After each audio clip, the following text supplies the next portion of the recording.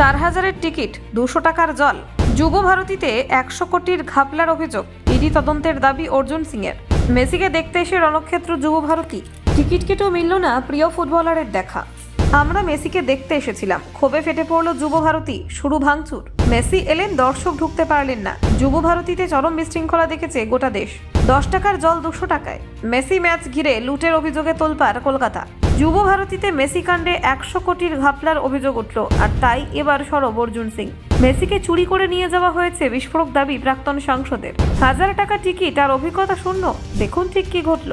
কলকাতা যুব ভারতী ক্রীড়াঙ্গনে লিওনেল মেসিকে এক ঝলক দেখার স্বপ্ন নিয়ে হাজির হয়েছিলেন হাজার হাজার ফুটবল প্রেমী, কিন্তু সেই স্বপ্নই পরিণত হলো চরম বিশৃঙ্খলা, ক্ষোভ এবং হতাশায়। টিকিট কেটে বহু দর্শক প্রিয় ফুটবলারকে দেখতে না পেয়ে ক্ষোভে ফেটে পড়েন, যার জেরে পরিস্থিতি অত্যন্ত দ্রুত নিয়ন্ত্রণের বাইরে চলে যায়। মাঠের ভিতরে এবং বাইরে একযোগে শুরু হয় ভাঙচুর। উত্তেজিত জনতার চাপে স্টেডিয়ামের একাধিক জায়গায় ক্ষতি হয় বলে অভিযোগ।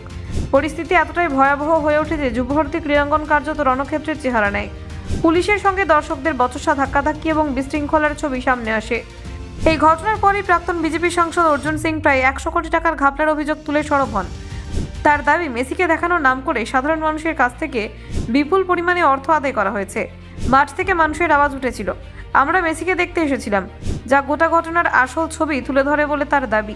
অর্জুন সিং বলেন, স্টেডিয়াম বুকিং যদি প্রতীকীভাবে 1 টাকা বা 5 টাকায় হয়ে থাকে তাতে আপত্তি নেই, কিন্তু আপত্তি ছিল সাধারণ মানুষের সঙ্গে হওয়া আর্থিক বঞ্চনা নিয়ে। তিনি অভিযোগ করেন, সাধারণ সুযোগ সুবিধার ক্ষেত্রেও চরম লুট চলেছে। প্রাক্তন সাংসদের অভিযোগ অনুযায়ী 10 টাকার জলের বোতল 150 থেকে 200 টাকায় বিক্রি করা হয়েছে। এই ধরনের অস্বাভাবিক মূল্যবৃদ্ধি দর্শকদের ক্ষোভ আরও বাড়িয়ে তোলে। তার মতে, পুরনো আয়োজনটাই ছিল সাধারণ মানুষকে ঠকানোর একটি পরিকল্পিত ছক। অর্জুন সিং আরও দাবি করেন, মেসিকে চুরি করে নিয়ে যাওয়া হয়েছে, অর্থাৎ যেভাবে মেসির উপস্থিতি নিয়ে প্রচার করা হয়েছিল, বাস্তবে তার প্রতিফলন দর্শকরা পাননি। ফলে যারা হাজার হাজার টাকা খরচ করে এসেছিলেন তারা প্রতারিত বোধ করেন। তার মতে, এই গোটা ঘটনা প্রায় 100 কোটি টাকার ব্যবসা হয়েছে। মাঠে যাদের দেখা গিয়েছে তাদের দেখানোর নাম করেই বিপুল অর্থ আদায় করা হয়েছে বলে অভিযোগ। কোটি কোটি টাকা খাওয়া হয়েছে বলে সরাসরি অভিযোগ করেন তিনি। এই কারণে অবিলম্বে ইডি তদন্তের দাবি তোলেন অর্জুন সিং। তার বক্তব্য, কী চুক্তি হয়েছিল, কার সঙ্গে হয়েছিল এবং কোন চুক্তিতে লোকসান দেখানো হয়েছে, সবকিছু প্রকাশ্যে আনা দরকার, তবেই সত্য সামনে আসবে বলে দাবি তার। ঘটনার সঙ্গে রাজ্য পুলিশের ভূমিকা নিয়ে প্রশ্ন তোলেন প্রাক্তন সাংসদ। বিশেষ করে রাজ্য পুলিশের ডিজি রাজীব কুমারের ভূমিকা নিয়ে তিনি সন্দেহ প্রকাশ করেন।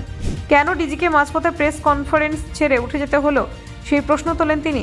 অর্জুন সিংয়ের দাবি, ডিজি আবেগে কিছু কথা বলে ফেলেছিলেন যা সবাই বুঝতে পেরেছিলেন। তার বক্তব্য দেওয়া 2 মিনিটের মধ্যেই ডিজিকে প্রেস কনফারেন্স ছেড়ে উঠতে হয়, এবং যা এই ঘটনার গভীরতা আরও বাড়িয়ে তোলে বলে তিনি মনে করেন। উল্লেখ্য, মেসিকে দেখার জন্য কেউ 4000, কেউ 8000, আবার কেউ 10,000 টাকা দিয়ে টিকিট কেটেছিলেন। এত টাকা খরচা করে বহু দর্শক মাঠে ঢুকেও মেসির দেখা পাননি। এই বিষয়টি নিয়ে ক্ষোভ চরমে ওঠে। Bureau report, news prime Times.